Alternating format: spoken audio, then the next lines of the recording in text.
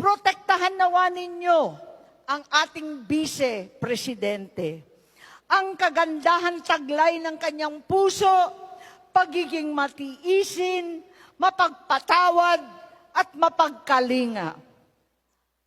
Higit sa lahat, haplusin nawa ninyo ang puso ng aking kapatid, ang Pangulo ng Pilipinas.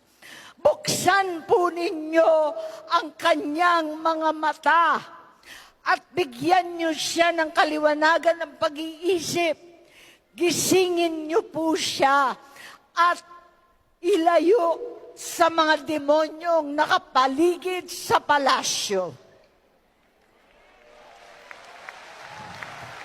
Ipaalala ninyo sa kanya ang pangarap ng aming Ama para sa ating bayan.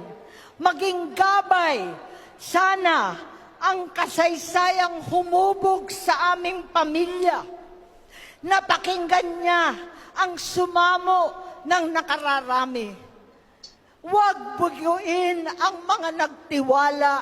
Huwag sayangin ang pagkakataon. Huwag na huwag ipaubaya ang bayan sa mga sakim at uhaw sa posisyon. At sa araw ng panunungkulan, laging ihuli ang anuman pansarili.